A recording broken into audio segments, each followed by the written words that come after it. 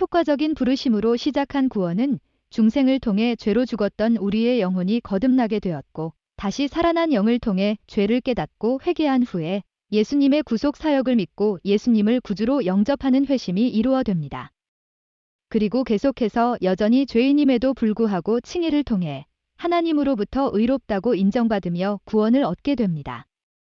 결국 각 개인의 어떤 행함이나 공로 없이 순전한 하나님의 사랑을 근거로 한 은혜로 구원을 선물로 받습니다. 이로 인해 우리가 받아야 했던 죄에 대한 저주나 심판은 다 지나갔을 뿐 아니라 하나님의 자녀가 되어 하나님으로부터 놀라운 복을 받으며 영생을 살아가게 되었습니다. 이 구원을 통해 우리가 받는 복에 대해서는 후에 다시 종합적으로 설명을 드리겠습니다. 이런 놀라운 은혜를 받은 성도 각 개인은 그 은혜에 감사하는 마음으로 하나님의 뜻을 따라 하나님이 인정하시고 기뻐하시는 진정한 거룩의 길을 가야 합니다. 이것을 성화라고 부르며 이 과정을 구원을 이루어 간다라고 부르기도 합니다.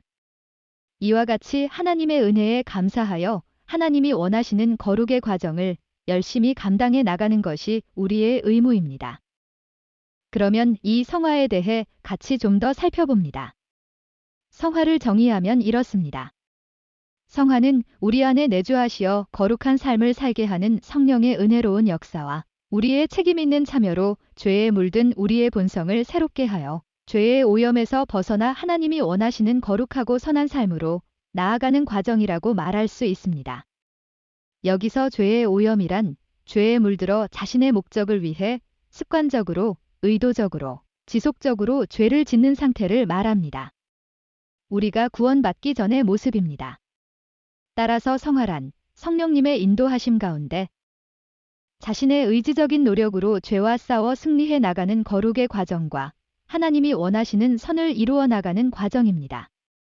즉, 자신을 위한 삶이 아니라 하나님을 위한 순종의 삶으로 변해가는 과정입니다. 거룩과 선행은 구원과는 상관없지만 구원을 얻은 후에는 필수적입니다. 즉, 구원의 열매는 거룩과 선행으로 나타나야 합니다. 여기서 의미하는 거룩과 선행은 모두 나를 기쁘게 하는 것이 아니라 하나님을 기쁘시게 하는 것을 말합니다. 구원받은 성도들은 하나님이 기뻐하시는 열매를 맺는 삶을 살아야 합니다. 이런 삶이 바로 하나님의 나라와 의를 구하는 삶이고, 우리가 이런 삶을 살 때 하나님이 모든 것을 이루어 주십니다. 성화의 목표는 하나님이 원하시는 거룩과 순종을 통해 하나님의 뜻을 이루어가는 것입니다. 이를 위해 구원받은 후의 삶은 성화를 위해 열심히 노력하는 삶이 되어야 합니다. 우선 거룩이란 모든 영적인 죄, 육적인 죄에서 벗어나 자신을 깨끗하게 하며 하나님의 거룩한 성품을 닮아가는 것을 의미합니다. 우리가 구원을 받았지만 아직 죄에 물든 상태에서 완전히 벗어난 것이 아니라 예수님의 십자가의 은혜로 의롭다고 인정을 받은 것뿐입니다. 그래서 아직 우리에게 남아있는 죄를 소멸시켜야 합니다. 그런데 우리가 싸워야 할 죄의 힘은 무섭습니다. 따라서 성도 각 개인의 노력이나 각오나 열심을 통해 이 죄에서 벗어나 거룩을 이룰 수 없습니다. 그러므로 성도가 죄에서 벗어나 거룩해지기 위해서는 그리스도의 영인 성령님의 절대적인 도움이 있어야 합니다. 또한 우리는 성경을 통해서 거룩이라는 말의 의미를 정확히 알고 거룩해지는 방법을 배워야 합니다. 그런 후에 성령님과 함께 성도는 애써 성경의 말씀대로 죄와 싸워나가며 하나님이 원하시는 수준의 거룩을 이루어 나가야 합니다. 물론 이 수준의 기준은 바로 예수님의 거룩하고 의로운 삶입니다. 즉, 예수님을 따라가는 삶이 거룩을 이루는 과정이 됩니다.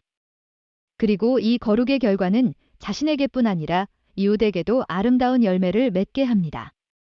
이런 거룩을 이루어가는 과정을 우리가 삶을 마감할 때까지 지속해야 합니다. 그리고 순종은 또 다른 성화의 목표입니다. 순종은 하나님을 사랑하는 마음으로 적극적으로 하나님의 뜻에 따라 살아가는 것을 말합니다. 즉, 거룩은 자신과의 싸움이고 순종은 대외적인 행동입니다. 거룩은 자신과 하나님에 대한 사랑의 열매이고 순종은 하나님과 이웃에 대한 사랑의 열매입니다. 순종은 특히 믿음을 지키고 그 믿음을 통해 바른 신앙생활로 하나님의 뜻을 이루어 나가는 것입니다. 즉, 바른 예배 생활, 기도와 말씀에 대한 열심, 이웃을 섬기는 사랑, 하나님이 주시는 사명을 하나님의 뜻대로 잘 감당해 나가는 것, 공동체 안에서 자신의 의무를 잘 감당해 나가는 것 등이 바로 하나님이 원하시는 순종의 삶이고, 이것이 우리가 구원을 받은 후에 이루어야 할 성화입니다. 이 거룩과 순종을 통해 평생에 걸쳐 성화를 이루어 가는 것이 바로 우리를 예수님의 십자가 은혜로 구원해 주신 하나님에 대한 감사의 삶입니다. 그런데 중요한 것은 성화를 통해 우선해야 하는 것은 죄에서 승리하며 거룩을 확장시켜 나가는 것입니다. 죄에 매여 있는 삶으로는 아무것도 할 수 없으며, 혹시 신앙적으로 무엇을 이룬 것 같다고 해도 그것은 자신을 위해 한 것이지 하나님을 위한 것이 아니기 때문에 하나님이 기뻐하시지 않습니다. 따라서 우리의 삶에 가장 중요한 것은 바로 죄에서 벗어난 삶, 즉 거룩한 삶을 이루는 것이고, 이러는 과정에서 하나님의 말씀에 순종하여 하나님을 사랑하고 이웃을 사랑하는 삶을 살 때 비로소 하나님이 기뻐하시는 성화를 이루어 가게 됩니다. 그리고 또 중요한 것은 성화는 물론 개인적인 과정이지만 공동체가 서로 도우며 영향을 주면서 같이 거룩과 순종을 이루어가는 과정이기도 합니다. 혼자서 애쓰는 것보다는 공동체가 같이 도우며 용기를 주며 합력하여 같이 이루어가야 합니다. 그래서 교회 생활이 중요한 것입니다. 그리고 이 성화를 통해 우리가 이루어야 하는 또 다른 중요한 목적은 바로 죄로 인해 무너졌던 하나님의 형상을 회복하는 것입니다. 즉 인간을 창조할 때 주셨던 하나님의 형상을 가능한 한 많이 회복하는 것이 성화의 목적이고, 이를 통해 하나님과 더욱 많은 교통을 이루며 하나님의 뜻을 바로 알고 또 그 뜻대로 행할 수 있기 때문입니다.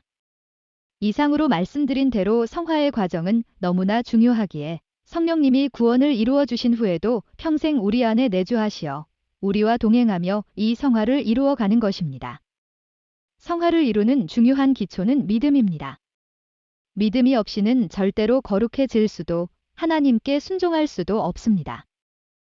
성도는 믿음을 이루어 나가고 또 지속적으로 유지 발전시키기 위해 계속해서 그리스도와 연합을 강력하게 이루어 나가야 합니다. 그리스도와의 연합이 약해지면 믿음도 약해지게 됩니다. 그래서 우리와 그리스도를 연합시키시는 성령님의 도움을 받고 또 의지해야 합니다. 이럴 때 믿음은 더욱 강력해지고 성령님은 이 믿음 안에서 역사하십니다. 성령님이 역사하시는 이 믿음으로 죄와 싸워 이겨야 합니다. 물론 믿음 자체가 능력이 아니라 이 믿음을 통해 하나님의 능력이 나타나게 됩니다. 그래서 성화를 이루려면 반드시 믿음 안에서 삶을 살아야 합니다. 이와 같이 성화를 성령님이 주관해 나가시지만 직접 자신의 성화를 이루는 것은 성도의 책임입니다. 성화는 각 개인의 능동적인 노력과 책임으로 감당해야 합니다. 바울 사도는 이를 위해 예수의 마음을 품으라고 하셨습니다. 또한 각 성도는 은혜를 주신 하나님의 뜻대로 거룩하게 순종하는 삶을 살아가야 할 의무가 있습니다. 그것이 하나님의 은혜에 보답하는 길입니다. 이를 위해 각 성도는 우리를 계속 새롭게 하시는 성령님께 우리의 마음과 영과 뜻을 굴복시켜야 합니다. 즉 성령님의 인도하심에 순종하며 따라야 합니다. 이와 같이 성화는 성령님의 사역임과 동시에 각 성도의 사역입니다. 그렇다면 구원을 받은 성도는 아직 죄 가운데 있으므로 옛사람인가 아니면 이제 새 사람이 되었는가 하는 중요한 이슈입니다. 성경에서 옛사람이란 아직 죄의 지배 아래 있어 육체의 삶을 살아가는 사람을 말합니다. 아직 구원을 받지 못하여 영이 죽어있는 상태입니다. 그런데 새 사람이란 중생을 통해 영이 새롭게 태어나 그리스도 안에서 의와 거룩함을 입은 사람을 말합니다. 성경은 구원을 받을 때 옛사람은 이미 그리스도와 함께 십자가에 못 박혔고 새 사람을 입었다고 말씀하고 있습니다. 따라서 옛사람과 새 사람이 동시에 존재할 수는 없습니다. 성도들은 비록 여전히 죄 가운데 살지만 이미 새 사람을 입었고 계속 성화를 통해 더욱 완전한 새 사람을 목표로 나아가는 과정에 있습니다. 따라서 구원을 받은 성도는 절대 옛사람이 될 수 없습니다. 에베소서 4장 24절에 새 사람을 입으라 라는 구절은 새 사람을 입었다 라고 번역을 해야 합니다. 그리고 성경에서는 이미 새 사람을 입은 성도의 바른 삶을 권면하고 있습니다.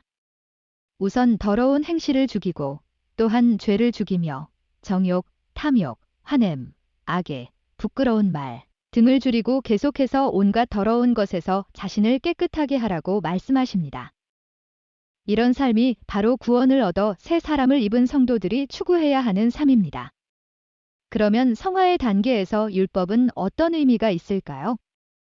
우선 성도는 율법에서 해방되었다고 분명히 성경에서 말씀하십니다.